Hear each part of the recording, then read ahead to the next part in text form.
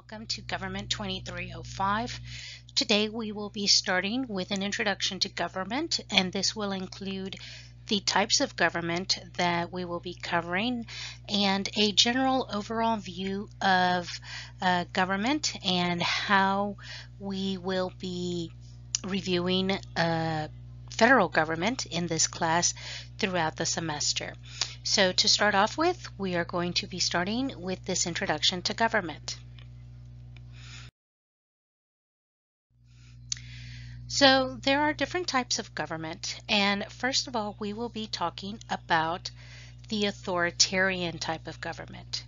In this type of government, authoritarian government is characterized by a highly concentrated and centralized power base. Power is usually maintained by political repression.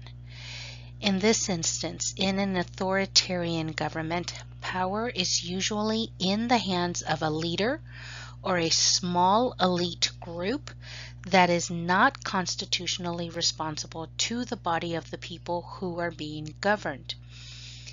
Decisions in an authoritarian government are made by officials without any input from the people. In this way, they fail to serve the constituents. It is also a deprivation of civil liberties. An example of such a government is modern-day China. The Communist Party is the only choice. Government discourages political discourse. The government has banned and does routinely ban social media as a means to prevent the people from having political discussions, planning meetings, protests, or any kind of show of solidarity against the government. Now, there are other examples that are considered authoritarian, and these are dictatorships, absolute monarchies, and once upon a time, fascism. The most important characteristic that you need to note of an authoritarian government is that while government power is highly concentrated, that power is characterized by strict obedience to the authority of a state or organization, often maintaining and enforcing control through the use of oppressive measures, such as maintaining order over its constituents, such as the Communist Party does by discouraging political discourse and banning gatherings, banning protests, and the such. The next type of government is a totalitarian government. In a totalitarian government, the state recognizes no limits to its authority and attempts to regulate almost every aspect of private and public life. There is little to no freedom. It is the harshest of all types of governments. So please note, this is the distinction between totalitarian and authoritarian. Little to no freedom. It is the harshest of all types of governments. An example of a totalitarian type of government could be North Korea, Iraq, or even going as far back as Nazi Germany and Stalin's Soviet Union. Make note of the little to no freedom. The fact that the government wants to regulate almost every aspect of private and public life. Next, we come to democracy. And as you can see on the screen, democracy is actually broken down into two types of subunits. You can have either a direct democracy or a republic. In a democratic democracy, the democratic government differs from the other two, the totalitarian and the authoritarian, due to the fact that government power is limited by a constitution. In this instance, the government has strict rules to follow. In a democratic government, people vote directly on matters important to them, on matters that apply to the people. Note, democratic. There's a constitution, and in a democratic government, the people vote directly on matters, on policy matters. In a republic, in a democratic republic, the democratic government, the republic, people elect their representatives and thus allow them to vote on governmental matters. Let me repeat that. In a republic, in a democratic republic, people elect representatives and allow them to vote on governmental matters. Now, stop and consider, what type of democracy is the United States? What type of democracy is Texas? Make note of these questions and of the definitions that we just went over as far as democratic and republic and the differences between the two. Now, other terms that you need to know are terms such as autocracy. In an autocracy, a government is one which one person has uncontrolled or unlimited authority over others. An example of this would be Iran or Syria. In an oligarchy is a form of government in which all power is vested in a few persons or in a dominant class or clique. Power is given to a certain race, for example. A clear example of this would be 20th century South Africa and modern day Venezuela. When it came to South Africa, the issue was apartheid, where the minority who was the party in power were all white, but the majority of the citizens are Black Africans. So this is considered an oligarchy, where it is a few persons or a dominant class or clique is the one with the power over government. The last one here is a theocracy. A theocracy is a government of a state that is governed by immediate divine guidance or by officials who are regarded as divinely guided. Let me repeat that. A theocracy is a government that is guided by divine guidance or by officials who are seen as divinely guided. An example would be Iran or Afghanistan, even Vatican City. They have rulers, or the head of their government is someone that is seen as being guided by a higher power.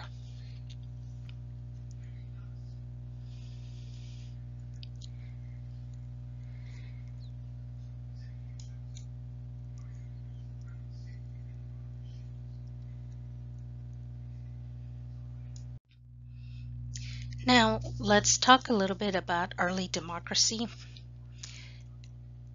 You may find it interesting to see that democracy existed as far back as ancient Athens.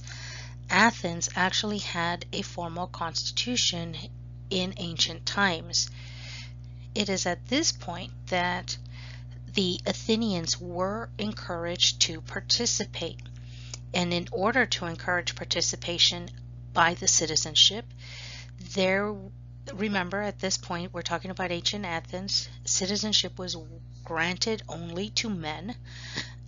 Women and slaves were excluded, but about 20 to 40,000 citizens were paid to attend and participate in the democratic government, because this way, if they were paid, they could afford to attend. Remember, we are talking about people that were artisans or farmers or ranchers. If you are not paid, you cannot afford to attend. You cannot afford to leave your home behind and your family without some sort of incentive to do so.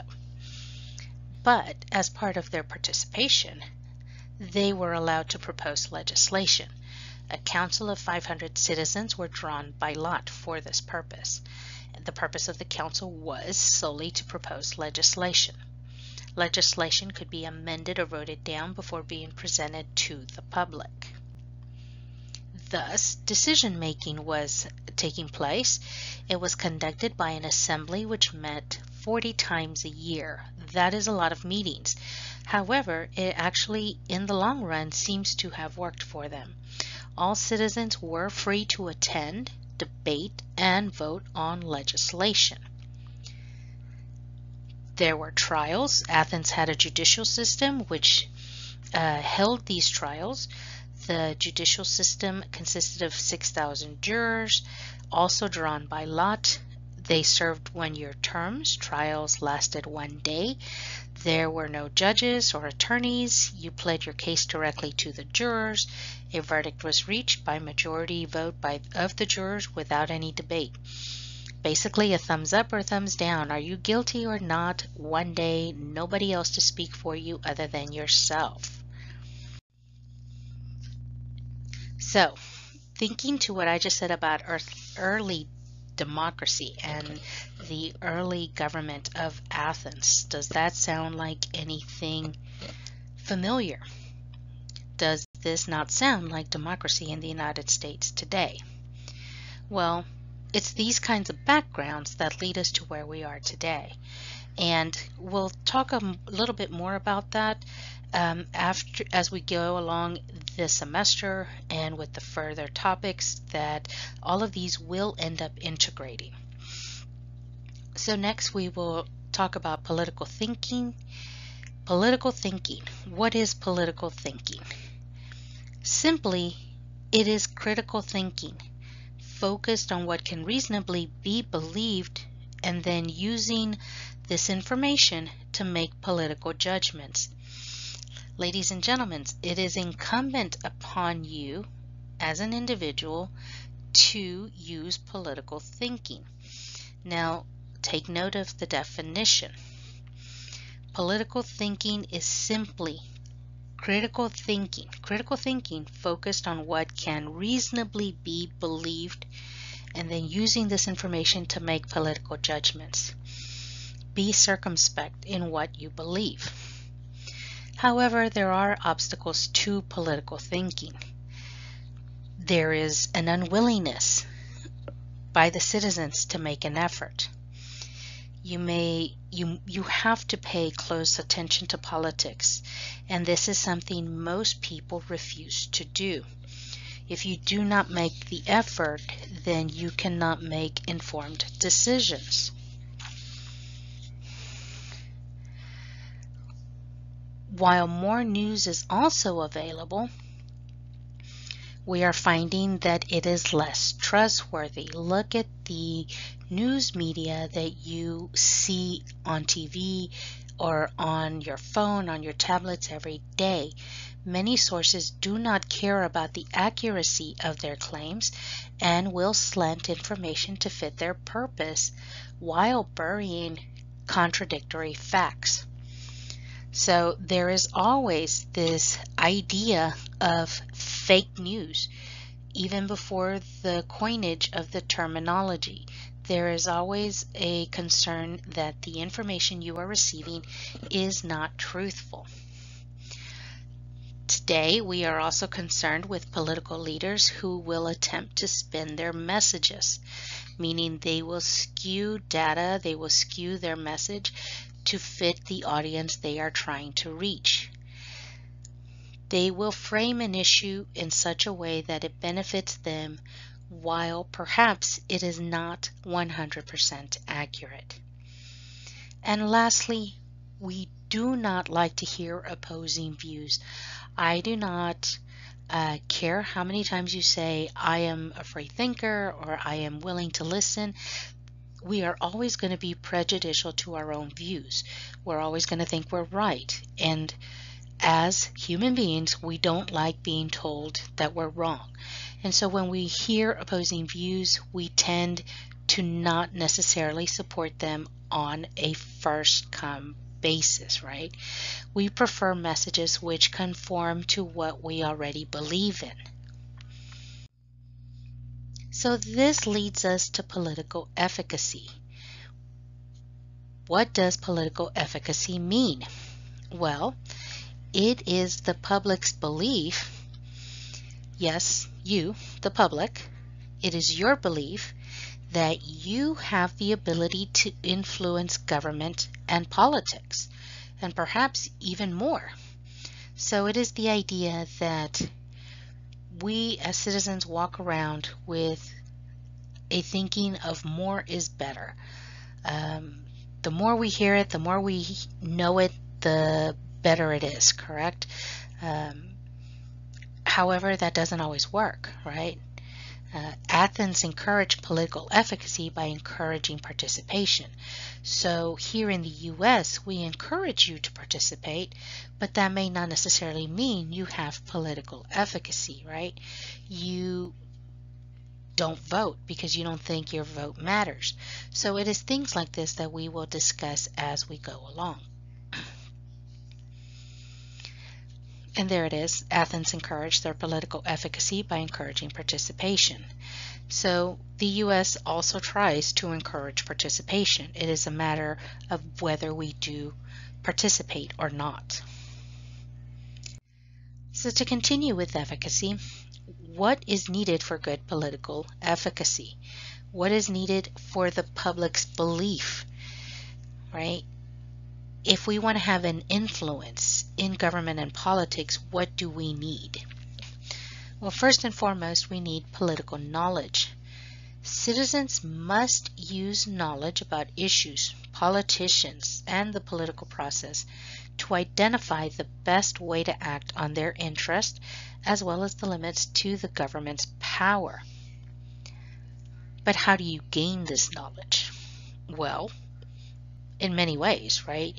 You listen to the news, you read newspapers, you discuss issues with your friends, your family, you attend rallies, you attend political debates, you go to class, right? You take classes such as this so that you can start gaining your knowledge. However, it is important to realize that government is going to do some things that the majority of you do not approve of.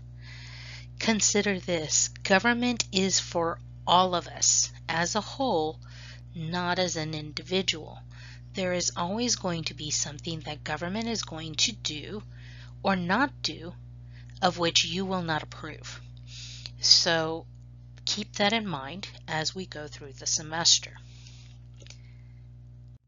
Finally, government, right? What is government? Well, simply put, government is the institutions and the procedures through which a territory and its people are ruled. In this instance, the United States.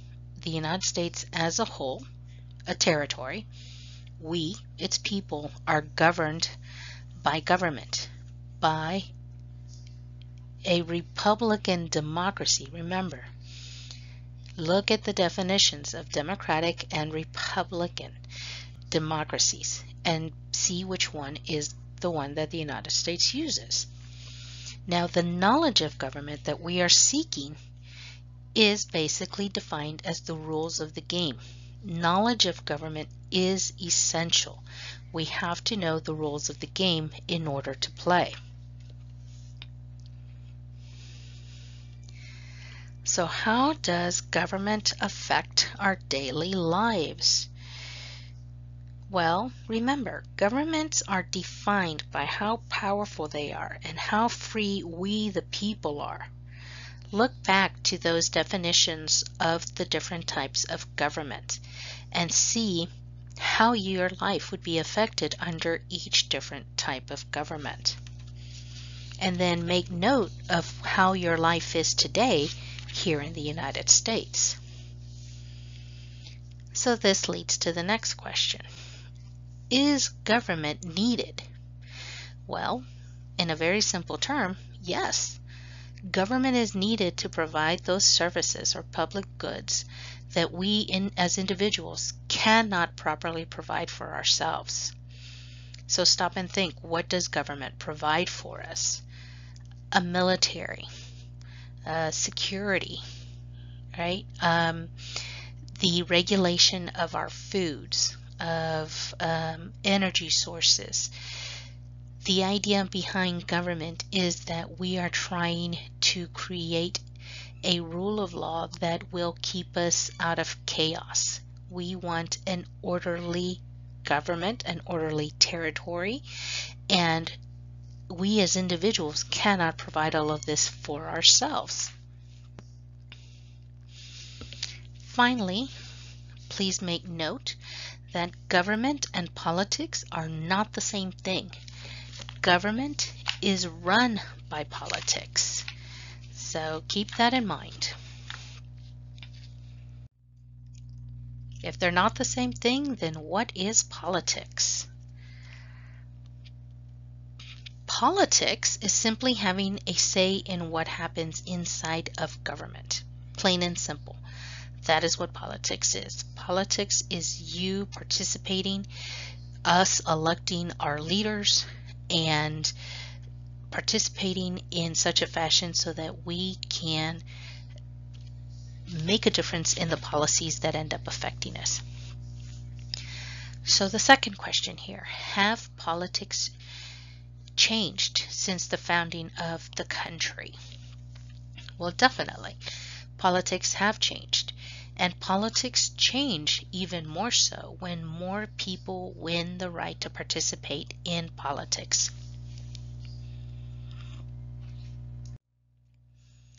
So some examples of the way politics have changed is the amendments that we find to our Constitution.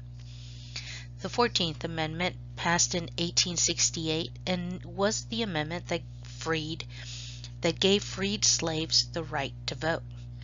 This is the 14th Amendment. The 19th Amendment, passed in 1920, gave women the right to vote.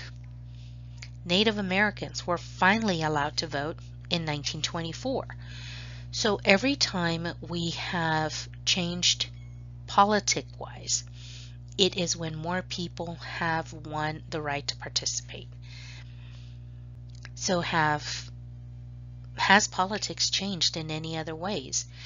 Well, most recently here, it is the inclusion of special interest groups or lobbying that has changed politics. We now have specialized people that this is what they do. They change politics, or they attempt to change politics by way of lobbying. And they are lobbying for special interest groups. Think of the groups that you see commercials for when it is time for elections, immigration, energy, healthcare, retired people, children, veterans. These are all special interest groups, and they all have lobbyists that help them when it comes to instituting policy.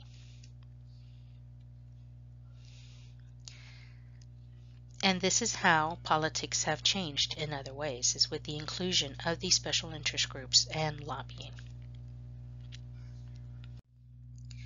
Now in this next to last slide here, what we are talking about is America's identity.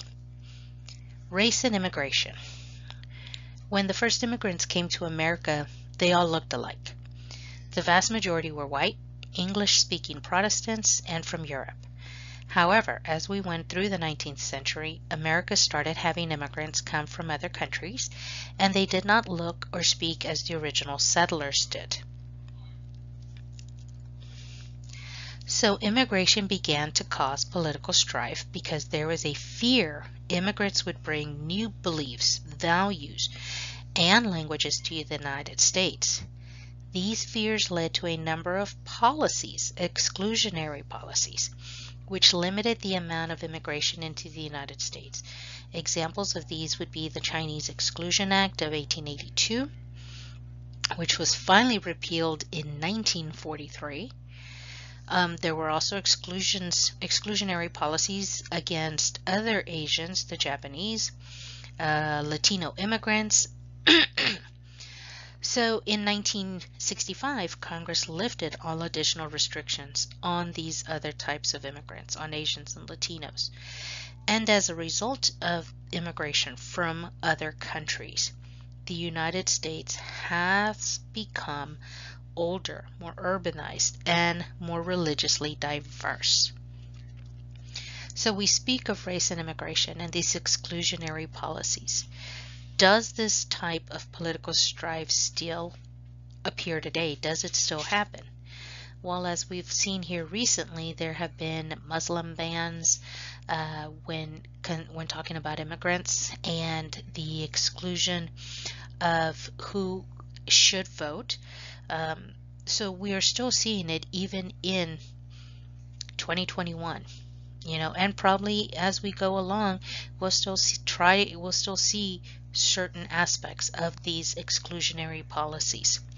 The idea being that as we progress, that we see less and less of these types of policies.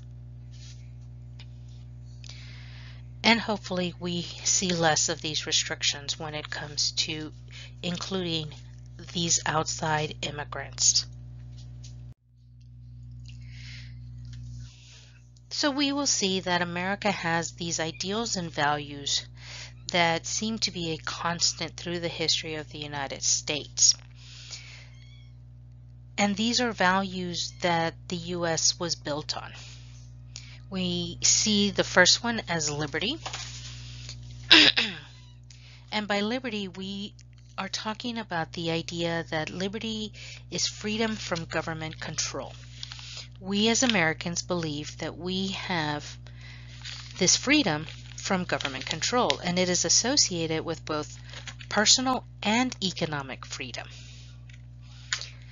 Democracy. Democracy is the idea of popular sovereignty. This is the notion that political authority rests in our hands, in the hands of the people. This means that politicians are accountable to the people, and their decisions, the politicians' decisions, derive legitimacy from popular support. If we support our leaders, then we are basically legitimizing their decisions.